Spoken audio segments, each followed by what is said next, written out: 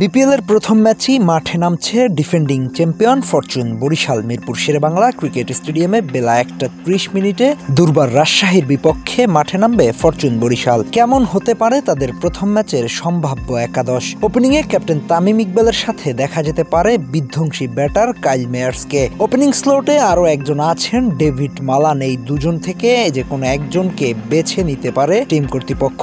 অনডাউনে দেখা যেতে পারে বাংলাদেশ ক্রিকেটের 3 ফরম্যাটের ক্যাপ্টেন নাজমুল হোসেন শান্তকে। এনসিএল-এ ভালো ব্যাটিং করেছেন শান্তর প্রতি তাই আস্থা রাখবে টিম ম্যানেজমেন্ট। টপ অর্ডারে ব্যাটিং করতে দেখা যেতে পারে তাওহিদ হৃদয়কে। হৃদয় ইনজুরির কারণে জাতীয় দলে খেলছেন না অনেক দিন, এখন তিনি ফিট, খেলছেন এনসিএল ক্রিকেটেও, সেখানেও মোটামুটি ভালোই করেছেন তাওহিদ হৃদয়। টি-20-তে বাংলাদেশের সেরা ব্যাটারদের মধ্যে একজন, তাই একাদশে সুযোগ পাবেন হৃদয়, একথা বলাই যায়। মিডল অর্ডারে ব্যাটিং করতে দেখা যাবে মিস্টার ডিপেন্ডেবল মুশফিকুর রহিমকে।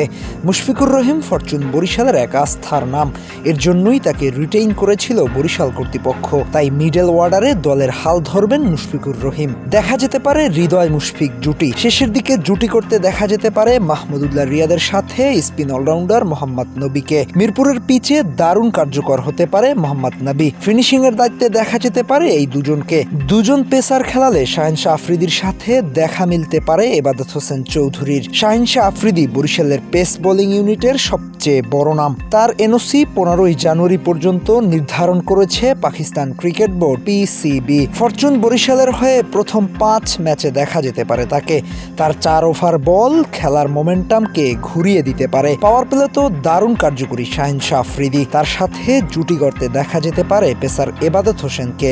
স্পিন অপশনে আরও একটি নাম যুক্ত হতে পারে তানভীর ইসলাম। পাওয়ার প্লেতে দারুণ কার্যকরী তানভীর। কুমিল্লার হয়ে দীর্ঘদিন খেলেছেন, দলের প্রয়োজনে সেরা পারফরমেন্সটাই করেছেন তানভীরের একাদশে চান্স পাওয়ার সম্ভাবনাও রয়েছে বেশ।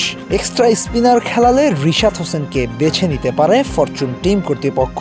রিশাদ বোলিং এর সাথে ব্যাটিংটাও করতে পারেন বেশ ভালো, তাই রিশাদেরও ভালো সম্ভাবনা থাকবে একাদশে সুযোগ পাওয়ার। ফরচুন বরিশালের মূল স্কোয়াড কিংবা ব্যাকআপ কোনো জায়গায় কমতি রাখেনি বরিশাল টিম কর্তৃপক্ষ।